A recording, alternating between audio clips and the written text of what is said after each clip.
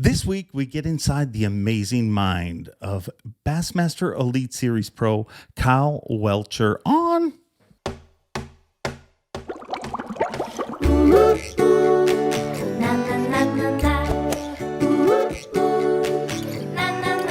I'm Bob Cobb from the Bassmaster. Welcome to Mercer. Happy Wednesday, happy hump day, and welcome back to the podcast. Celebrating a lot here this week. Today is National Cheese Toast Day, National Linguine Day, National Felt Hat Day, National Double Cheeseburger Day, National Creme de Menthe Day, National Tackle Kids Cancer Day, National Neonatal Nurses Day, National Online Learning Day, and Greenpeace Day. But it is also the day that we drop our podcast week after week. And before we go into this week's episode, let's talk about last week's. Thank you for the incredible viewership. Thank you for the incredible support for all our viewers. Also, a very special thank you to Pat Renwick from Straycasts. The little things you guys don't see in the podcast world. Well, me and Pat realized that we had booked the same guest on the same day.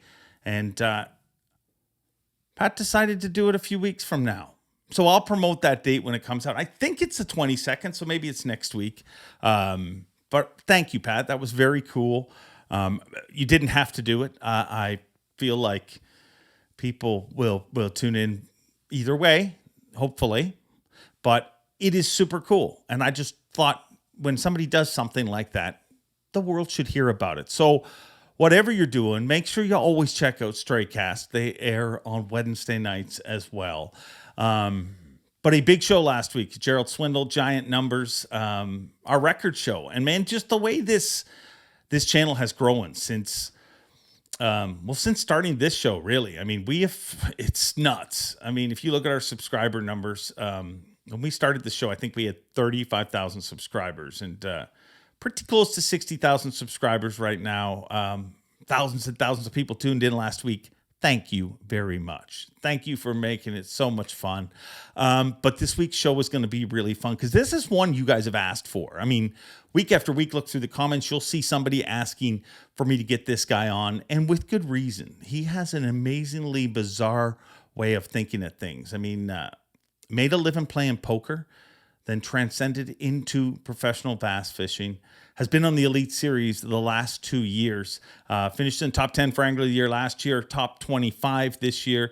Having an incredible kickoff for his first 2 years in the Elite Series, but what amazes me is the way he thinks about things. It's not often the way rookies think about things. It's not often the way a lot of people think about things, but it is often pretty awesome. And today I want to get inside the amazingly bizarre brain of Kyle Welcher. Kyle Welcher, it is great to see your face. It's been a little while now, and I kind of miss you. Yeah, so I feel the same way. You know, we have such a long off season. I really miss being a part of everything, seeing everybody. And even though we're in close proximity a lot, you don't have a lot of time to, talk to each other that much, but we are around each other a whole lot. It does feel a little bit weird not having nothing to do right now. So when you say having nothing to do, I'm sure I've hung around with you enough to know that nothing to do is really not part of your vocabulary very much. But what have you done since the season ended? What is your life like? So we've been trying to ramp up the filming, and I've been fishing a lot, testing new baits, testing new products, trying to get anything that I kind of felt like I wasn't 100% confident in this season, trying to dial it in, whether it be rod, reel, electronics, whatever. Whenever we're going on the road from lake to lake, or like last year, we had like a month and a half, 2 months off to get everything dialed in for the next year.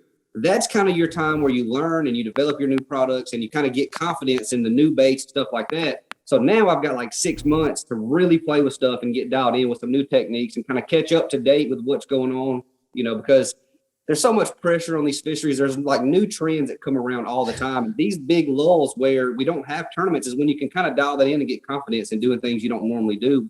And you can't do that on the road because you got 3 days of practice on bodies of water that like are as big as Champlain. You can't just like try new stuff. You've got to be trying to locate fish. So that's what I've been kind of doing the most. And then, talking to sponsors and, trying to do videos for them and work with them and also kind of do my YouTube thing. But it's hard to make a YouTube video right now because in the South, they ain't biting worth a crap. This is your winter. I mean, you guys don't, I realized it when I hung out with more of you guys. I was like, I used to think, man, living in Canada, if I just lived in Alabama or something like that, I'd just fish so much more, be so much more active. Then I hung around with a bunch of you guys and I realized you have winter. It's just called summer when it's too hot to go outside, just like we're hiding inside when it's too cold. Right. The good thing about here, though, is we have a lot of current. We have, like, all our rivers have a ton of current, and the hotter it gets, the further up the fish go in these rivers and the shallower they get.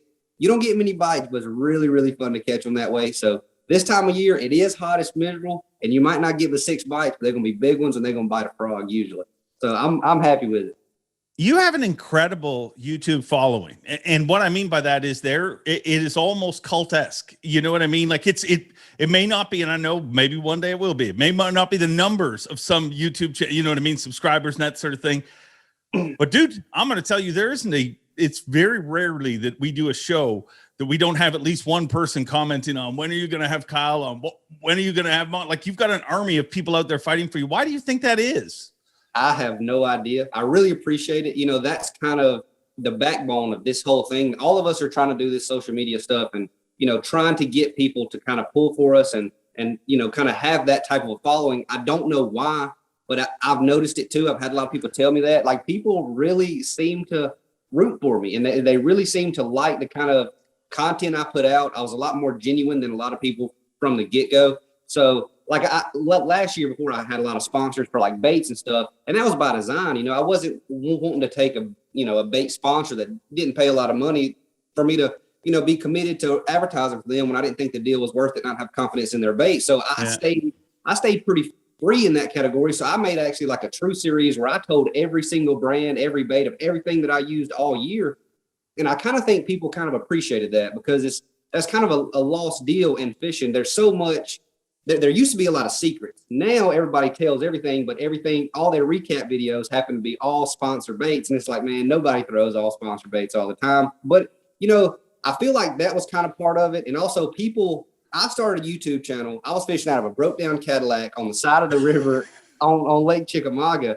And then I got a decent amount of people watching those videos. And then people seen me pay for the opens, fish the Toyota series. I qualified for the elites and the FOW pro circuit, chose to go to the elite. So people in a very short period of time have watched it all come together, and it came together way faster than I ever expected. And I think people just feel kind of invested in it. And I don't really understand it, but I'm sure glad it's like that. But I've had a lot of people tell me that, people are out there fighting for me, and I do appreciate it. So y'all keep on.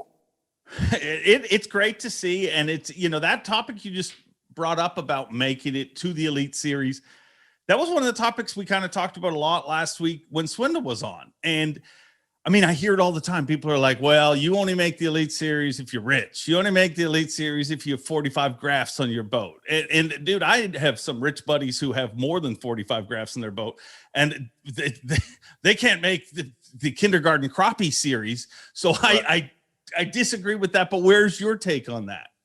So I qualified for the elites with 8 rods, and I had a graph at the console and a graph at the front, and I only even used the grass for one tournament. I think it was my worst finish all year. So, I mean, you definitely don't have to have that. Qualifying for the Elite Series is you just got to have solid days. You don't have to catch a 28-pound bag on Harris chain. You don't have to go to Oneida and catch 21 pounds of smallmouth. That's not what it's about. Making the elites is about your worst day of the year. It's not about your best day. And all those electronics and graphs and stuff like that, they'll make you have some really big days and help you out a lot. But unless you really got like Patrick Walters or Wheeler, one of those guys that have it just super dialed in, you're going to have some inconsistencies there unless you're super good at it. So qualifying for the elites is about your worst day, not your best. And you don't have to have all that money to be a consistent angler or do all that type of stuff. So I don't agree with that at all. I think you've got to have a schedule that kind of fits how you like to fish, or else find those types of fish. And you got to be pretty versatile, but you don't have to be all dialed in offshore, because a lot of times those guys that have all those graphs and stuff, they're not usually the most consistent anglers. But whenever they catch them really big. So, I mean, I think it's actually rarer to see somebody be super consistent with electronics, where you've got people like Christie or Hackney who are shallow water grinders. They're super consistent. The guys that typically are electronic guys, they're not quite as consistent, but they catch them big and they win more often. So that's kind of my take on it. And making the elites, you got to be consistent for sure. So you mentioned your series, the Truth series. Mm-hmm. As an Elite Series Pro, that is one of the things that I think that you guys get a lot of pressure from sponsors to always be using their product. Has that pressure increased, or how have you avoided that pressure as your careers moved on? I got extremely lucky in this aspect where I literally am sponsored by the companies I would have handpicked. Like if you would have went into the thing, and that worked out because I held off. Going into my rookie season, I could have got, a soft bait deal or a hard bait deal or whatever I wanted for a little bit, for some money. But then I would have been kind of tied in, starting to build a relationship with that company whenever I didn't want to go that direction. So I held off, and I just didn't have any of those types of sponsors until I got in contact with the right people at the right companies and started having a little bit of momentum. And I was able to get on with the companies that I literally would have handpicked. So when I started fishing for the Opens, if you'd have told me to write down a list of the exact companies I want to be sponsored by, that's who I'm sponsored by right now. So I'm super happy with that. But still, sometimes you catch them on a bait that you're not sponsored by. And then the rule is you just can't plug them by name. That's just what it is. Like, nobody says hide it. They don't say hide it at all. It's just, you don't go on there and say that you caught them on a brand that's a competitor of somebody that's, paying you. So that's kind of the way it is. I, though, have been extremely fortunate, and I can't even believe how good it went as far as the sponsorship deal goes, because I literally have exactly who I want. It's perfect, but though you're also not put in a bad position, because you see people who take early deals, and you're like, dude, right, I know you don't use the freaking lawn chair rod holder, you liar. I mean, you might run the lawn chair rod holder wrap, but you do not. I don't see one of them on your boat. Right. Yeah. But I think it also allows you to continue to be the person you are and kind of be genuine all the time. If you're just with the brands that you have faith in, which sounds stupid, but it really is sensible. Yeah, it is. And sometimes I think about it and I'm like, there's people in this world that have real problems. Like there's a big part of the country that have like serious problems. Yeah. And I get all bent out of shape and analytical, and I'll get all in depth about a lure to catch a bass. And sometimes it kind of puts it in perspective, but for me, it's super important. So yeah, it does relieve a lot of pressure for me to be able to do that, because a lot of guys, they're putting certain baits in the bags of whatever brand they're sponsored by and pulling it out on live, making it look like it came out of that bag. And that. Do they do that? Well, allegedly. Allegedly. Okay. Everything's allegedly on this show. Yeah. So I don't have that pressure because I did get to go with who I wanted to go with. So yeah. But you're exactly right. A lot of people do have to deal with that. They kind of got to toe the line. And, whenever people are qualified for the elites, you're a rookie or whatever, it's kind of hard to make the ends meet. So you have to kind of do whatever you have to do to stay in there and hang around and get the job done. So I understand it from all aspects. I'm just really, really glad I didn't have to go that route. You're 2 years into your career now, right? Elite Series career. What's different than you imagined, or is it all pretty much what you imagined?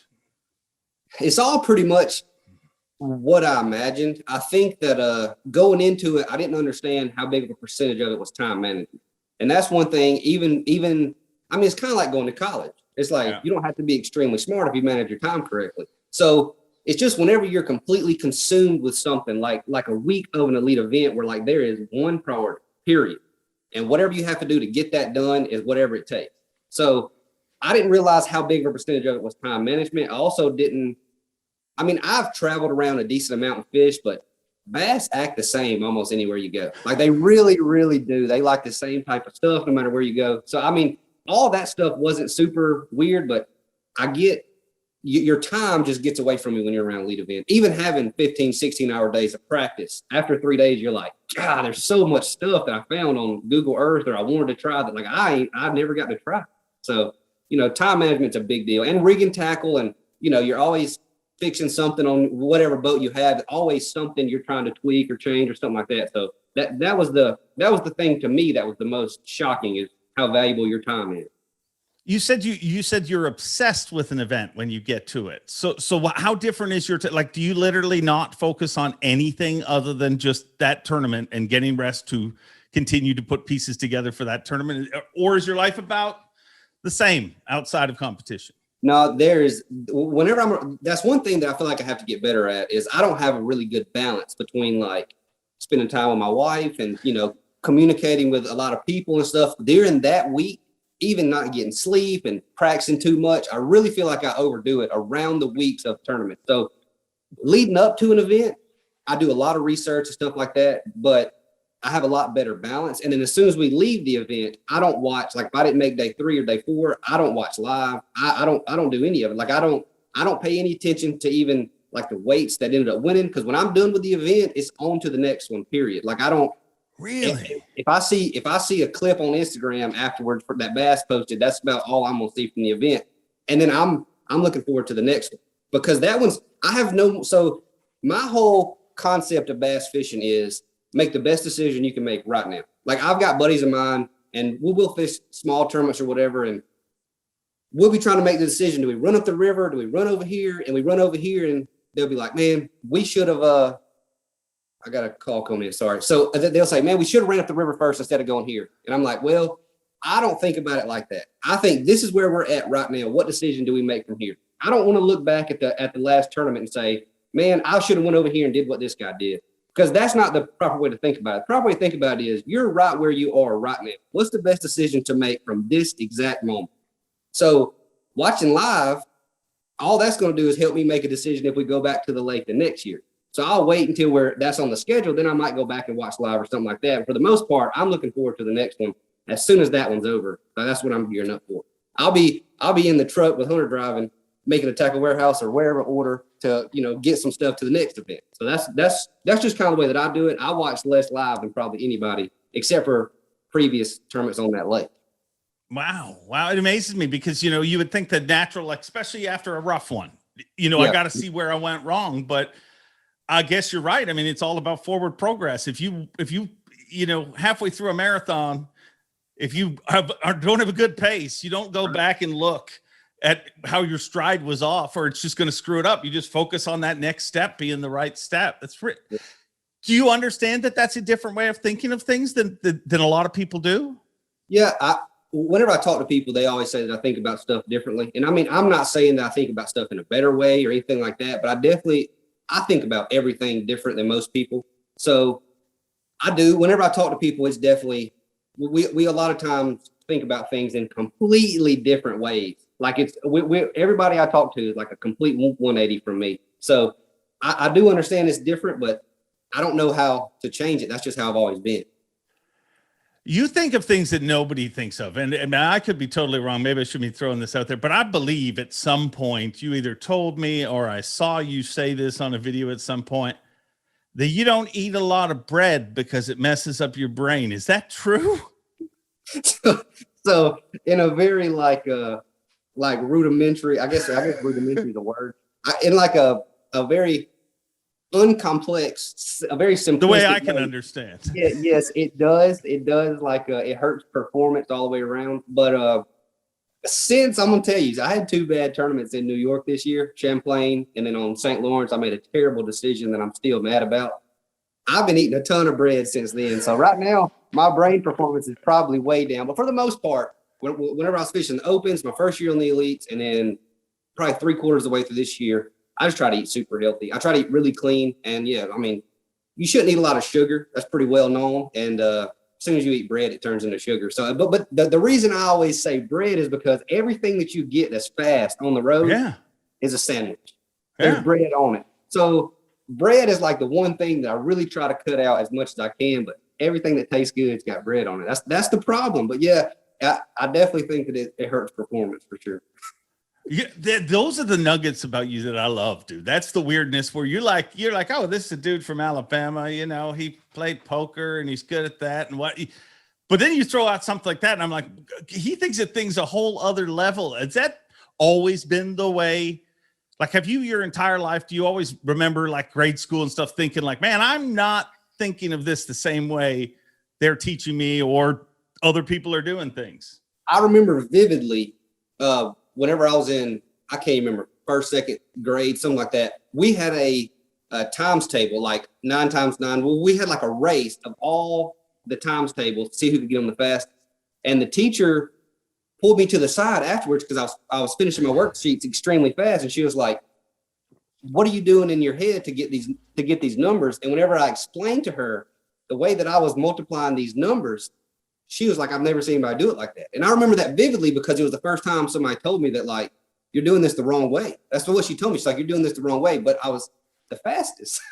But I remember explaining to her the way that I got, like, I was doing the sevens or something. And she was like, yeah, I've never heard it like that, but that's not the easiest way to do it. And I was like, it may not be the easiest, but it makes the most sense to me. So yeah, and I remember that was my first time hearing it. I've heard it a lot of times though, that even like I was writing in high school one time on like this board that was electronic and you could write on the tablet and it would come on the board. And the way that I wrote all my numbers, everybody was like, you write backwards from everybody.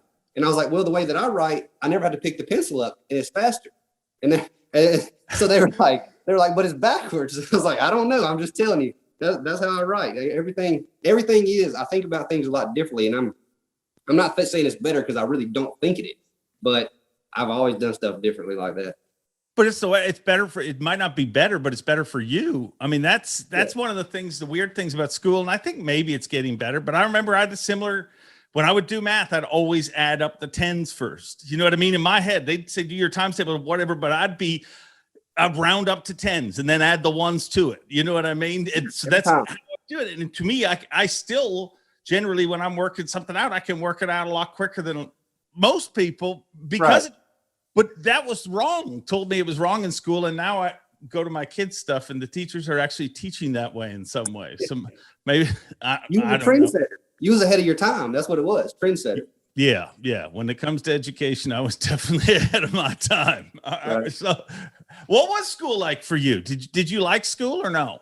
I really did. I really liked school. I had some times whenever I was a little bit younger where I was just like, oh, this is miserable. You got to be here all the time. But I learned early on that there's things you can enjoy about everything you do, even if it, you know, school or whatever, where that's the last place on earth you want to be whenever you're 16 years old and want to fish every day. But there's things you can enjoy in everything you do. And even now, like whenever I have to go do something that's a little bit uncomfortable, like have a big meeting or speak in front of people or something like that, I always think that like afterwards, you're going to be better at it. So like, even if you do bad at this one, like even if I go talk in front of a bunch of people and I do bad at it, I'm going to be better at it for next time. So it's always like a growing spirit. So there's always something that you can enjoy out of the thing that you're really dreading. And that's kind of my outlook at whenever I got a little bit older in school. That was kind of my outlook. There's things that you enjoy about school. So just like do that and try to have the best time you can and just do the stuff that's necessary while you're there also. So but whenever I was a little bit younger, I pretty much was miserable there for a while. But after I got a little older, I matured a little, you know. The learning thing to me with you is amazing. Like, and I don't even mean school, but I just mean when I watch you, I've always said this to you when I first met you, like I ask you weird questions, like, and it's not, and I'm trying to think of like instances off the top of my head and I can't even hardly think of any, but your reaction is not always the same as somebody at your point in your career. Do you think, you're pretty tight with Wheeler, obviously. Wheeler was on this show. Wheeler's got an incredible track record. Do you think any of that comes from that, or what do you take from a relationship like that? Or is it just, hey, he's my buddy and we happen to work in the same line of work? No, I think me and him talk pretty in depth about a lot of stuff like fishing related and strategy and stuff like that. And I mean, he's on another level than anybody I've ever seen as far as strategy and knowledge, you know, as him specifically. So that's why he's the best, man. He knows everything about like every lake, every tournament that's been won on every single, like any lake in the country. He can tell you the last tournament, where it was won and what creek. And I mean, like he's that dialed in, has that good of a memory and knows that much stuff about it. I feel like I just kind of go with the flow more and try to adjust constantly. Like I feel like those kind of relationships do help a lot, especially on the business side of bass fishing and stuff like that. But for the most part, it's kind of a personal deal. Like there could be guys that are friends and one guy's real anxious and one guy's not, and they can't really like learn that much from each other as far as like performance wise, because they have such different personalities. And I've just always been kind of laid back. And I mean, talking to him does give me a lot of insight into the industry and stuff like that. But for the most part, you know, it's more of a fishing tactic, and we're buddies and stuff like that. But yeah, I mean, you do get a lot from it. Anybody that's successful in the industry, you can learn a lot from them. So I do try to, but yeah, I do feel like it helps, but it's not. I was already laid back before, you know. Well, and you look at, And I think when Wheeler competes, he's fairly laid back. Like there's really only one exception when you think of the people that have really, the superstars of the sport. I always say there's one exception, and it's Ike and Ellie. He's really the only dude who on the water, you see anglers and they might be more excitable on shore, but when they get out there, it's like a calm goes over you. Is the water where you truly feel the most at home? I do. I really, really do. Like even now, I would rather go, if I'm rigging tackle or whatever, I would rather go on the lake and power pole down somewhere and just rig right there in the middle of the sun. Like I feel so much calmer there. I feel like that's where I'm supposed to be. And I just like being out there. Like I have fished like 12 or 14 days in a row now. I fished in the past 2 weeks. I've probably fished 8 or 9 tournaments. But they're like 7 or 10 or 12 boats in the evening or something like that with a bunch of buddies that I fished around forever. That's literally where I want to be. And I'm really glad that now I can do it professionally. So, I mean, it is though. It's where I feel really calm. And I get a little bit anxious before blasting off boat numbers, like the classic. Whenever you called boat number 1, I had no nerves at all. We called boat number 1. I was like, oh, it's happening. As soon as we blasted off and I trimmed her up, gone. We're back to fishing. That's all we're doing. So, on the water, whenever I'm out there, that is 100% where I feel the calm. That's where I feel like that's where I'm supposed to be. I asked Wheeler this. I asked Gerald this too, and I'm going to ask you it. In angling, if I had to break it up into 3 different categories, one being physical, your physical ability to place the bait right, fish the bait right, and that sort of thing, to do the job. The other one being knowledge, meaning your research of that body of water, all you know. And the third one being mental, and that's your outlook, your positivity, that sort of thing. Can you rate those? What percentage of those in importance in your life? Okay, so the knowledge and the mental go together. So number one has to be mental, because you have to be willing to adjust, making good decisions, and calm and positive and stuff like that. But you have to have the knowledge. But the problem with having the knowledge, you can have the knowledge and performance and not be able to implement it without having the mental there. So implementation is everything in this sport, because there are guys that know everything about bass fishing. Like they know all the techniques. They're super up to date with it. They have the knowledge, but they can't, they don't have the best tournament results because they can't implement it. And that's the same thing with everything is if you can't implement the knowledge efficiently and correctly, you're not going to have a good result. And performance is like as far as physically casting and stuff like that, that is a distant third, extremely distant third. Like I think that if you're in the right spot, the right place, you could use the absolute, the right place and making the right decisions. You could use the worst possible rod for the technique and point the rod straight at them and just wind it in with the wrong kind of line. And you're going to land like 60% of it. But if you're out of your mental thing, you're not going to get that bite and you're going to land any of it. So I feel like mental's number 1, knowledge is a close second, and performance is a very distant third. What percentage of your decisions on the water are planned, and what percentage of your decisions on the water are gut? Just telling me I need to go there and do this. Initially, I want one planned decision. So I want to know where I'm going to start. I try to put a lot of I don't know what you'd say, but I put a lot of thought into where I'm going to start at and kind of the direction that I think I want to go. Like if I want to go upriver, my first stop's probably going to be a couple miles upriver, and I might work my way up. Or if I want to go down the lake, I'll kind of gear it towards that. But I want to plan my first stop, and then after that, I want to make decisions on the fly. So if you're supposed to be one of the best at something like bass fishing or any kind of a game that is meant, the more decisions you make, the better you're going to perform. Because if you're going to make above average decisions, you want to make as many decisions as possible. So if you get faced with 100 decisions and you make above average decisions, 60 out of 100 are going to be right.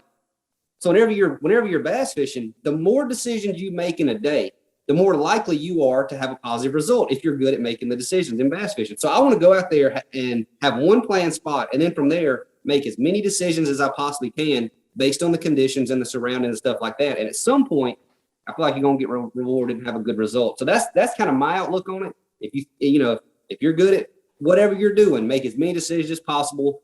If you sit down the night before and you write down, I'm going to stop on these 27 places tomorrow, and that's what I'm going to do. And you could get it out to, I'm going to spend 32 minutes on this spot, move to the next one. And you could do that. I don't know anybody that does, but you could.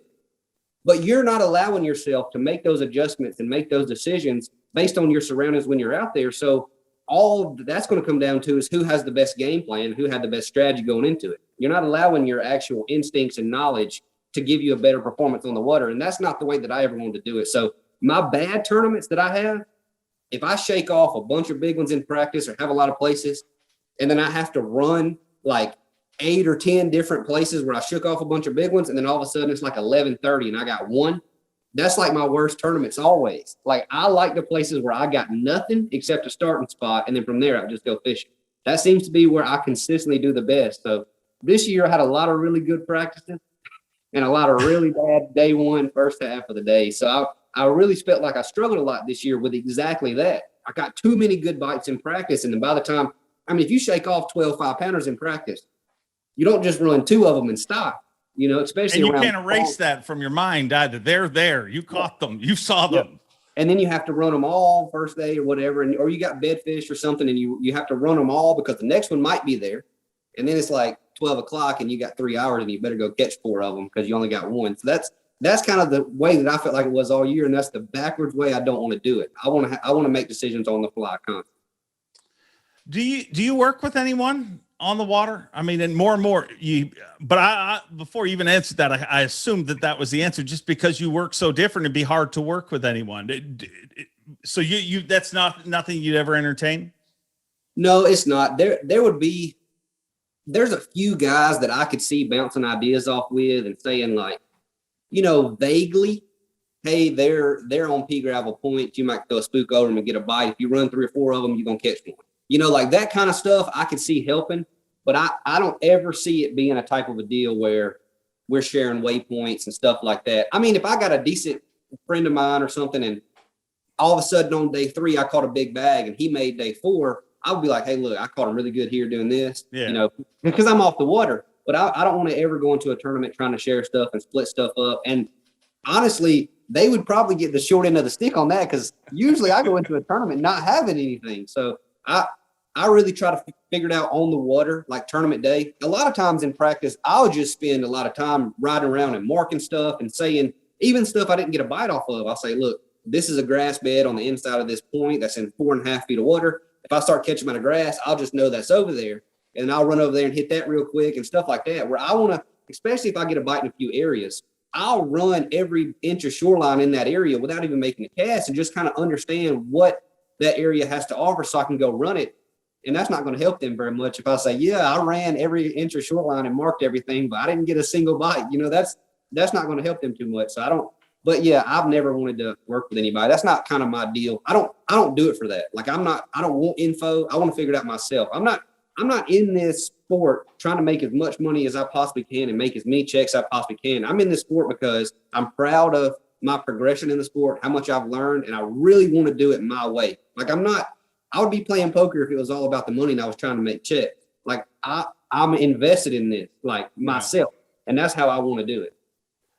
You brought up poker. Is that something that number one, are you still playing that as much? And give me a quick kind of history of that if you can, or are you just tired of talking about poker during fishing interviews? I do get a lot of questions based on poker, but I still do play some. I really like to play. I really enjoy it.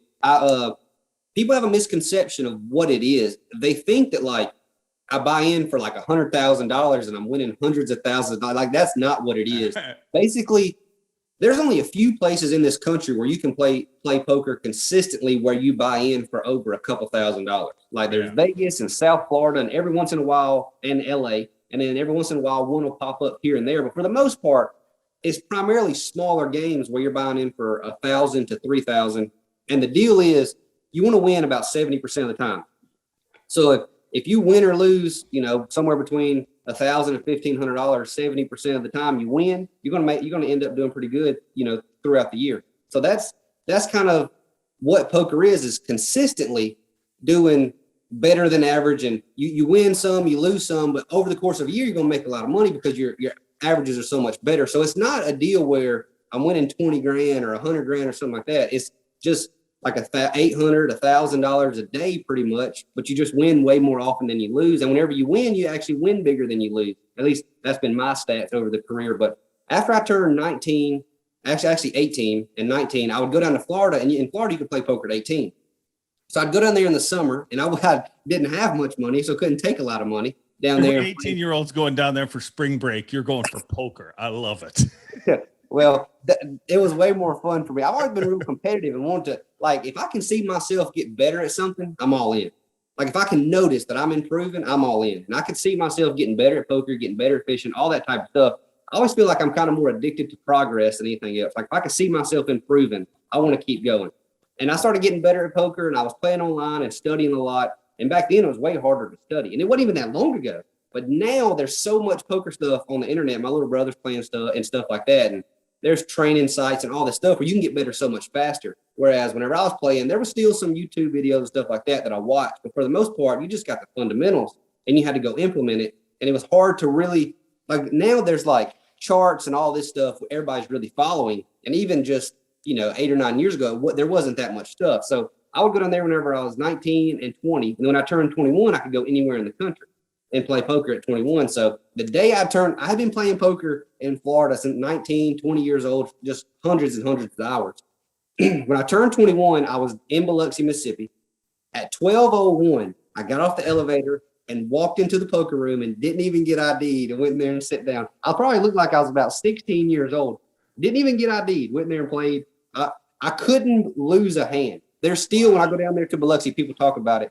Like my first time playing, I won like $1,200 or $1,500, which was a lot in that small game. And they still talk about how I couldn't lose a hand on my birthday. So, and then I played off and on, whenever you fish and play poker, you don't have a set schedule. So I played as much as I could until I had a tournament. Then I'd come home and I'd fish a tournament. Then I'd, go back and play poker. So that's what I did until 2018, whenever I started trying to qualify for the elites. Now in 2019, I fished the opens, and now we have a different career path. It's wild. That forward thinking that you every answer is always like about progression. And I love that about you. And I think the fact that you're addicted to progress tells me that you'll be successful in anything you do in your life. But is that forward progress and always not worried about how that tournament behind it's over, we're going to the next one? Did any of that come from poker? Or did anything come from poker? I think it all came from poker.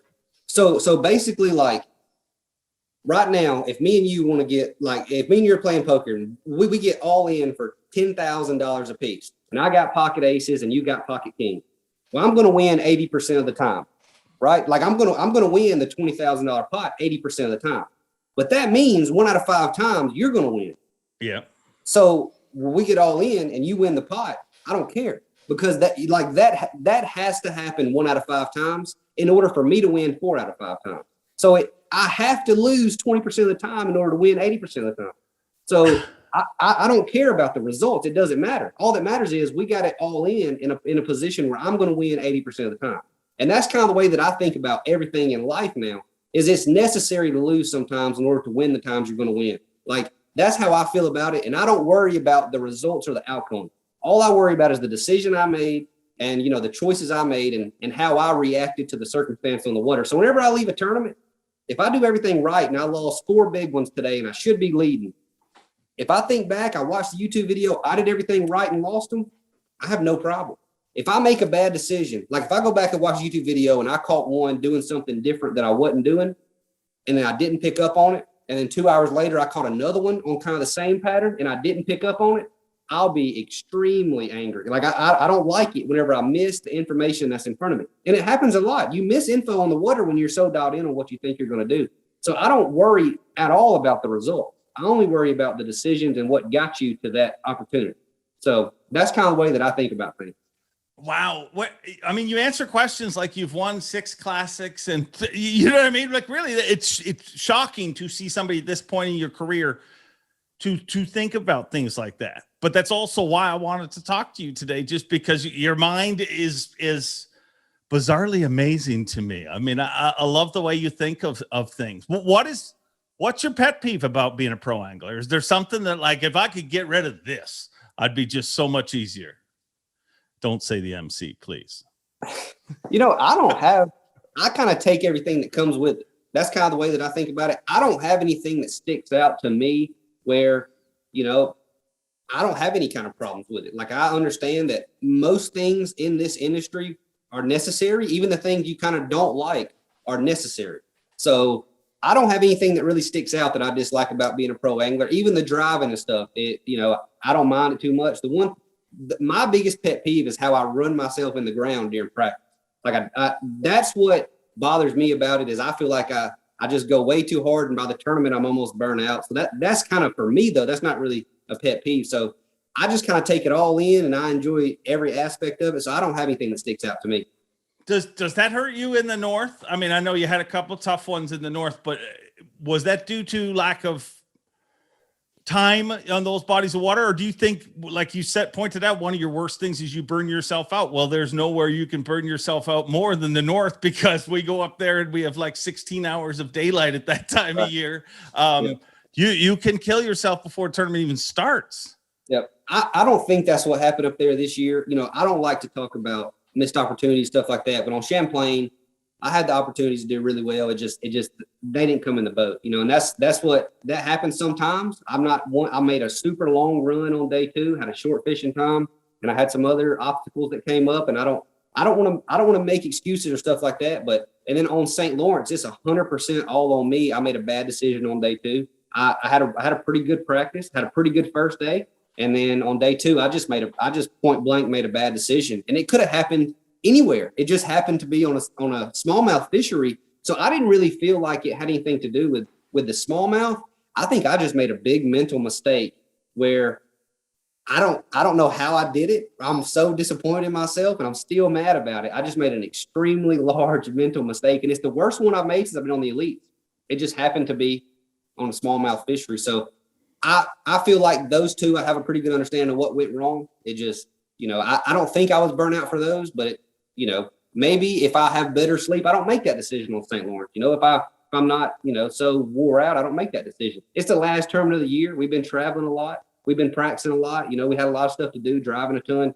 Maybe I was a little burnt out to maybe make that decision. I don't know, but I understand where those went wrong though. So I can fix it now.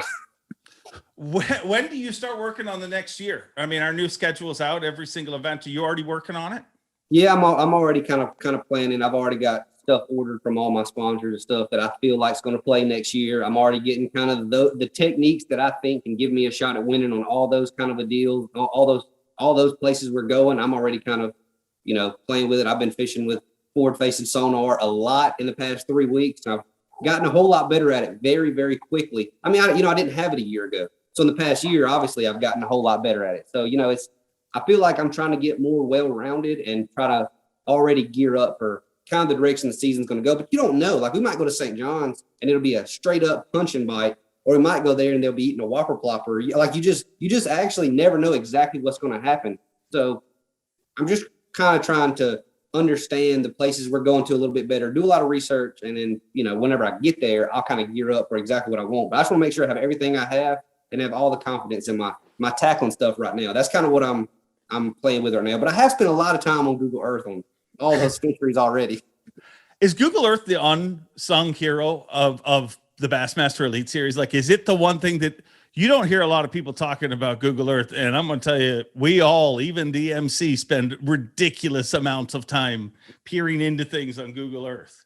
Yeah, I think it is. I really do think it is, especially whenever you get the computer version where you can go back in time and see the previous, like you can go on Gunnersville and see where the grass grew in 2006 and where it's choked out at and stuff like that, where, you don't have that option as far as doing it on your phone. But yeah, that is for sure like how a lot of us practice whenever we're not on the water.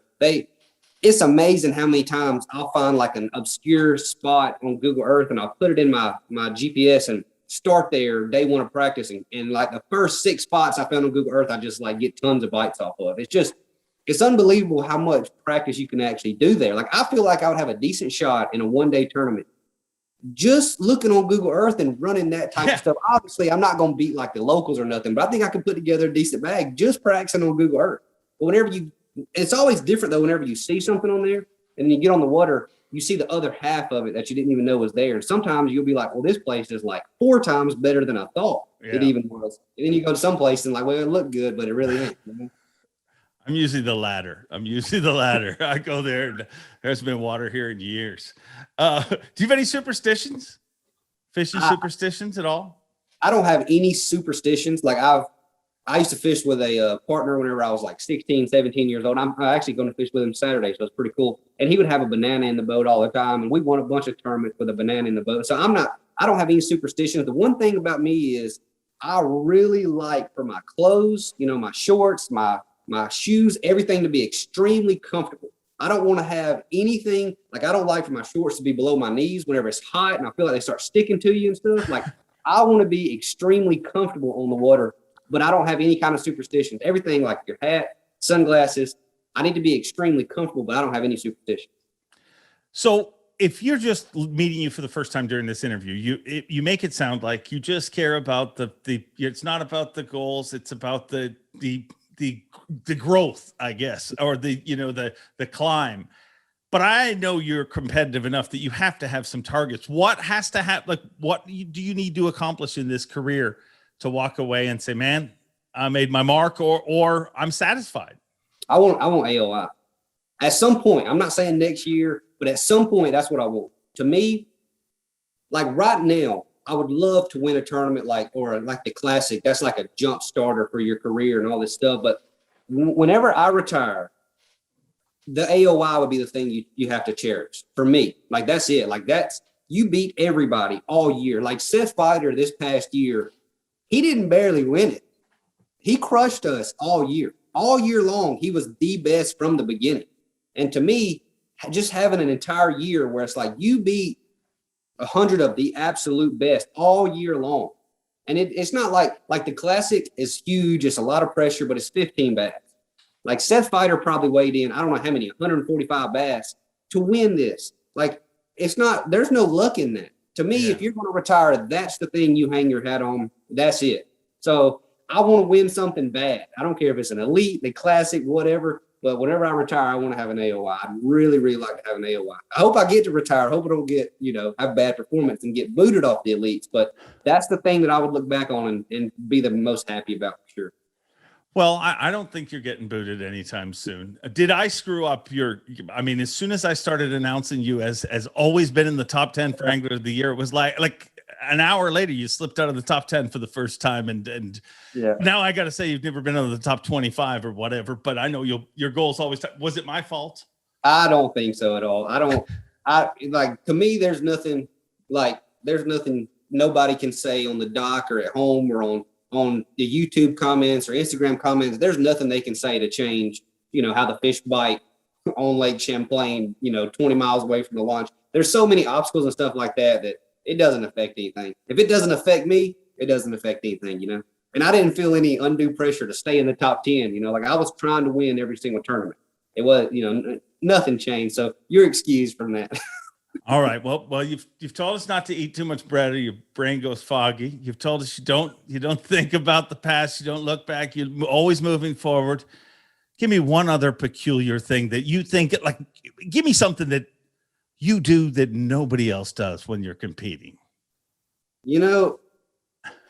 I don't know. Like, I feel like I fish different than everybody else too. Like, if you watched me fish, you would be like, this dude is spun out. Like, he don't know what's going on right now, because I'll pull up to a place that's like, I'll pull up, make 2 casts over a rock, get back down, leave, and run over here and make 1 flip into a lay down, get up and leave, then go fish a bridge pylon.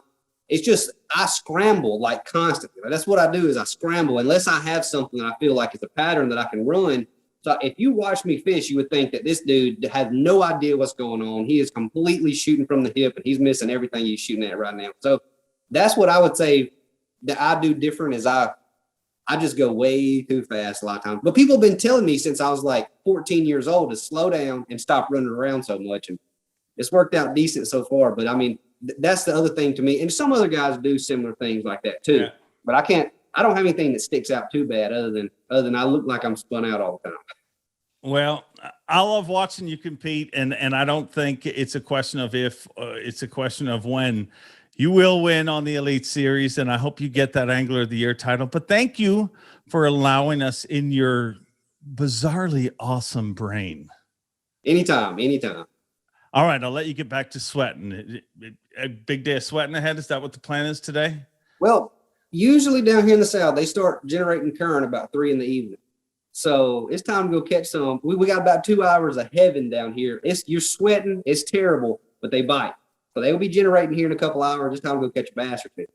All right. Kyle Welcher, thank you very much. You're an amazing, amazing angling mind. And I hope you'll be back here again sometime in the future. Yep, for sure. Appreciate it. Real quickly, tell all your subscribers, subscribe to this channel real quick, please.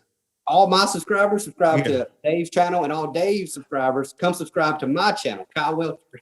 I will put the link in the comments. Look at me sounding like a freaking YouTuber. Kyle Welcher, thank you very much. No problem. If you ask me, that kid, his way of thinking, his way of looking at things differently is exactly the reason why he's going to be successful and already has been successful on the Bassmaster Elite Series. And I hope you guys have a successful and amazing week. Go out there, enjoy being, drop a like, subscribe. I mean, let's make this official. Why not subscribe? We'll see you next time. Thanks for watching. Please like, comment, and subscribe. Because Bob Cobb of the Bassmaster told you to. You hear?